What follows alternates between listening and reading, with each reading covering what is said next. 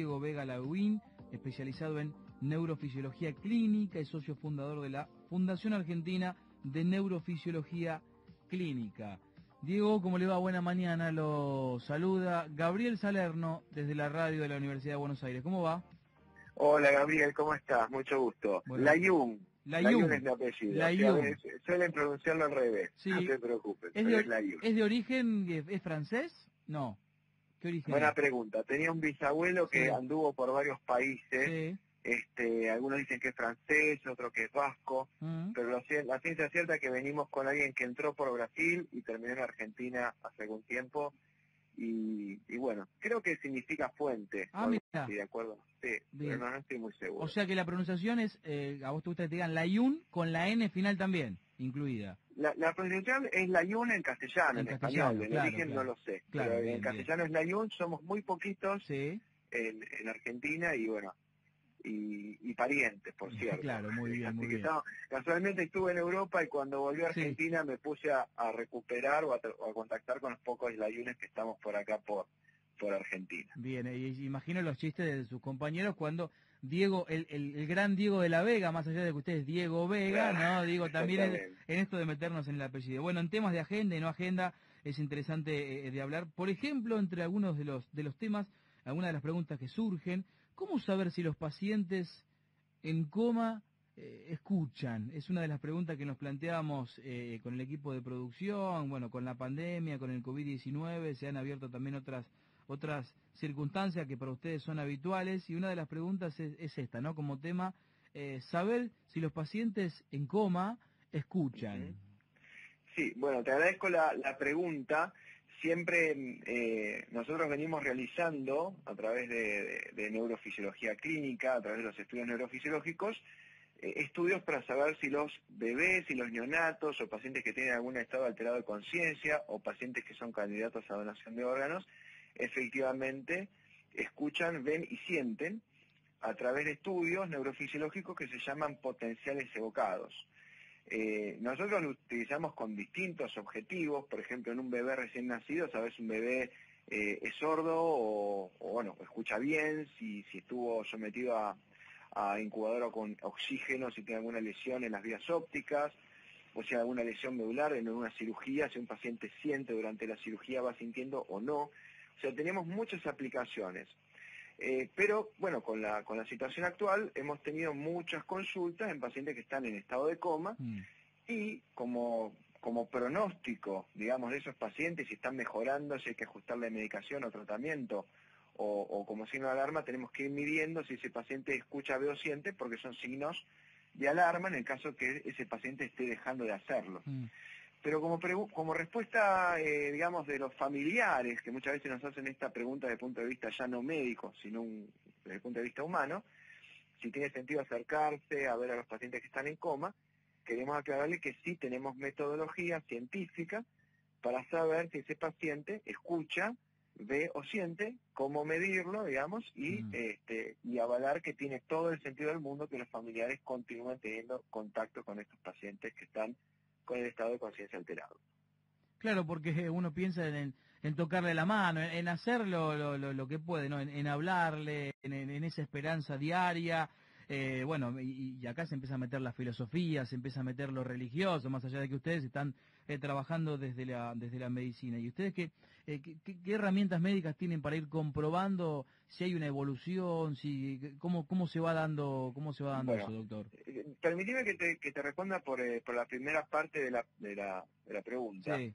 En cuanto a lo filosófico y lo humano, digamos, no solamente, o sea, la ciencia ha demostrado que aquellos pacientes que tienen contacto con sus seres queridos en terapia intensiva, ya sea con esto de darles la mano, sobre todo hablarles, que es el sentido más sensible de estos estados alterados de conciencia, tienen mejor pronóstico que aquellos que no lo tienen.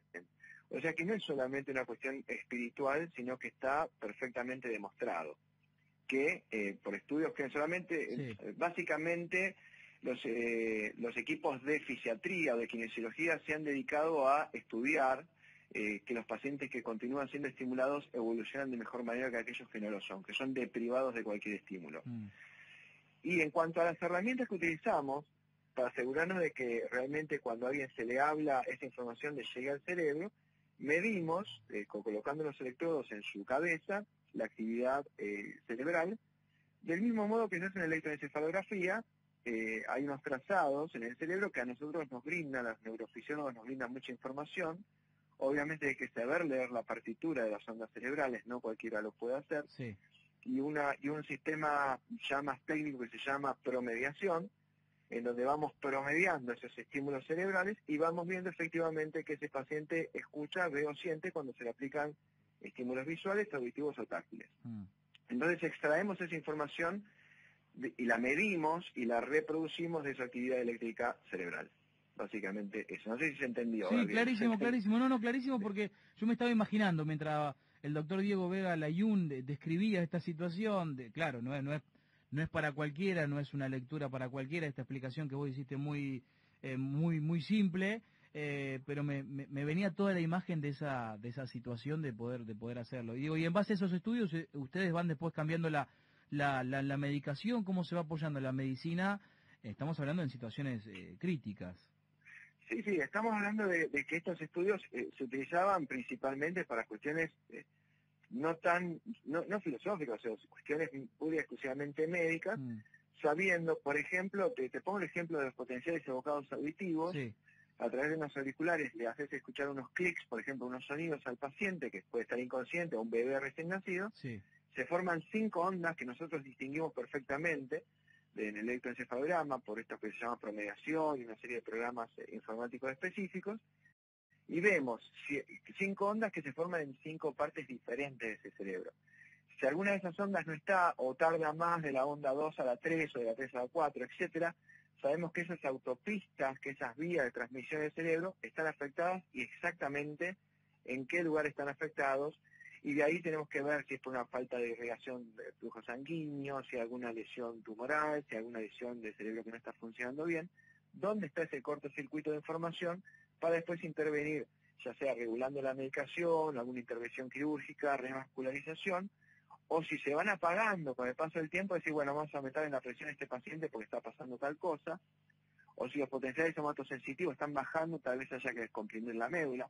O sea, eso nos brinda mucha información muy valiosa si se está produciendo un cortocircuito y actuar a tiempo para que eso no se agrave. Doctor, digo, ustedes están en constante estudio y crecimiento, porque van apareciendo medicina en todo el mundo, en la neurofisiología continua. Digo, ¿cómo es esa preparación en diferentes idiomas, en las publicaciones, para estar al día en nuestras latitudes aquí en Sudamérica, en lo que se va dando en el mundo? Porque incluso también hay que tener después la herramienta técnica para poder tenerlo en una clínica, para poder tenerlo en un hospital. Digo, ¿cómo se va dando eso desde lo médico, lo clínico y también lo económico en nuestras latitudes? Bueno, digamos, es bastante complejo responder todas las aristas en Argentina, porque ni comprar un paquete de caramelos en el kiosco es algo que se puede explicar ahora, pues está todo muy extraño. Por eso digamos, digo, claro. Pero en resumidas cuentas te comento. La neurofisiología clínica como ciencia no es algo nuevo, ya lleva bastantes años. Sin embargo, como está muy ligada a la aparatología o a la informática, los avances de la informática actual nos permiten ver mucho más allá de lo que veíamos hace 10 años. Porque si bien estas ondas y el electroencefalograma y medir la actividad cerebral no es algo nuevo, analizarla con tanta pureza como podemos hacerlo ahora, con equipos portátiles que le podemos llevar a cualquier clínica y hospital. Usted imagínese que en el teléfono celular nuestro tenemos más tecnología que en 10 naves Apolo que se aterrizaron en la Luna. Entonces, fíjese usted eso aplicado a la neurofisiología clínica, con un equipo portátil, la cantidad de cosas que se pueden ver, obviamente, con profesionales entrenados que sepan leer una actividad cerebral. Esto no es un estudio como una radiografía o ir a hacer un análisis de sangre. Aquí hay que interpretar las ondas cerebrales, saber dónde poner los electrodos y saber el contexto clínico de un paciente. No es lo mismo no tener, qué sé yo, vamos a poner un ejemplo, no tener ninguna respuesta a un potencial evocado sin respuesta en un paciente que está en coma, que un paciente que es ciego, de repente. Un potencial evocado visual en un paciente que es ciego sabemos que nunca lo vamos a tener porque el problema está en el ojo. Pero en un paciente que siempre vio y está en coma, sabemos que su corteza occipital, en este caso, puede estar clínica. Entonces hay que analizar las ondas en el contexto clínico del paciente. Por eso que se llama neurofisiología, estudios, clínica, porque hay que tener el contexto clínico del paciente. No es solamente interpretar ondas en un papel o en una pantalla de computadora. Es verdad. Y te consulto, entre las preguntas que surgen, estamos dialogando con el doctor Diego Vega Layún, ¿puede el COVID, mirá cómo te cambio de eje, pero puede el COVID producir parálisis? Digo, el COVID es una peste nueva y ustedes tuvieron poco tiempo también para desde marzo o un poquito más en el mundo de ir estudiándola, pero es una pregunta que nos surge. Digo, ¿el COVID puede producir parálisis?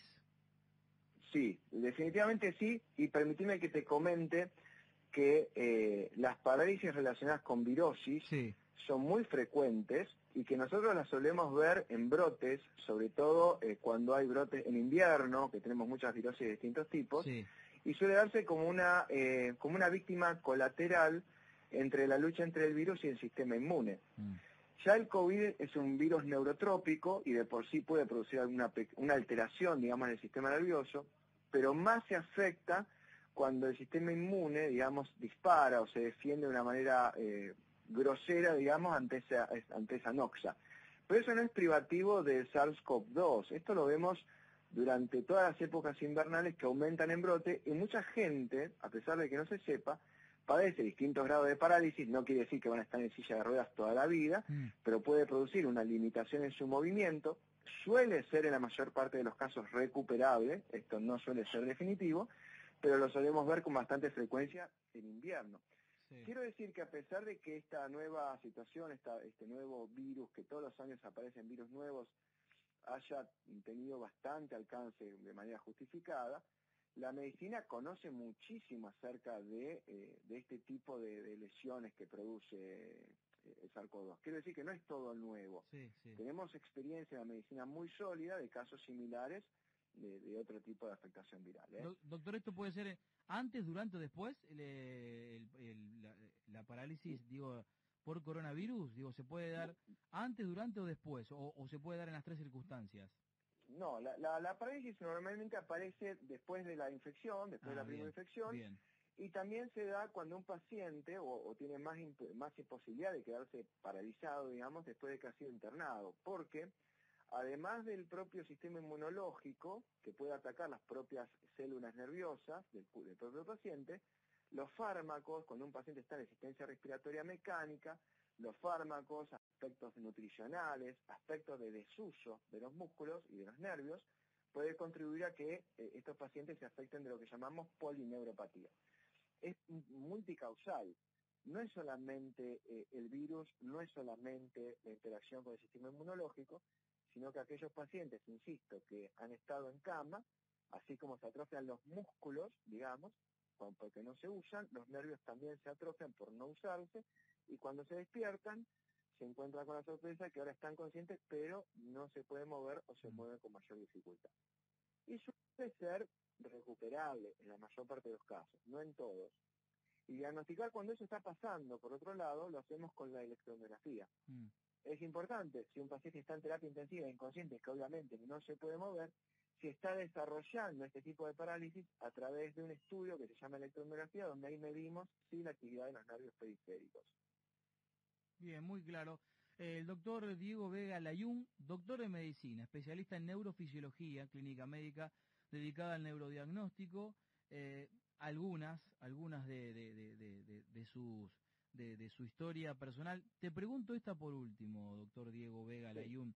¿Cuánto te ha llevado? Porque hay muchos estudiantes, hombres, mujeres, que están escuchando en la radio de la UBA.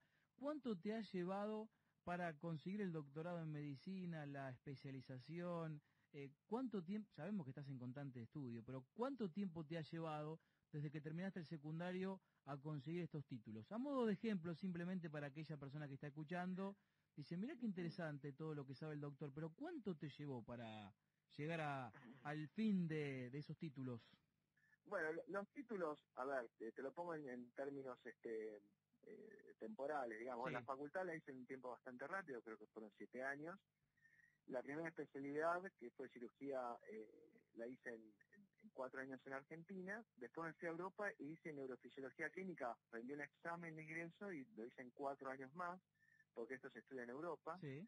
por la vía médico interno residente, le dicen en España concretamente, das un examen a nivel nacional y bueno, quedás rankeado y elegís la especialidad y el hospital. Y en cuanto al doctorado, yo me tomé, porque quise hacer un doctorado, lo hice como consecuencia de patentes de invención y de estudios de investigación que hice, me tomó 16 años el doctorado hasta que presenté la tesis doctoral en Europa y bueno, tengo título europeo de medicina, de doctor en medicina. En cuanto a la especialidad, vos tenés que calcular, los chicos que están estudiando medicina, Sí. 4 años cada especialidad, Sí. y el doctorado, yo recomiendo hacerlo con un trabajo de investigación propio y un buen, digamos, coordinador o padrino de tesis y bien hecho. Yo me tomé 16 años y la verdad que estoy contento de haberla hecho en ese tiempo porque fue algo realmente innovador. ¿Te molesta Así que si te a pregunto disfrutarla. si te pregunto la edad, te molesta, Diego? No, para nada, 46 Un años. pibe.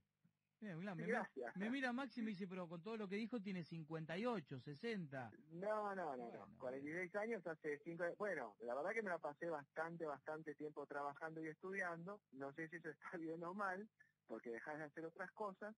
Pero bueno, lo que uno aprendió, a mí me gusta compartirlo con lo que uno aprendió a hacer. Bien, y lo bueno y lo no tan bueno también, ¿eh? Hay que Bien, compartir todo. bien.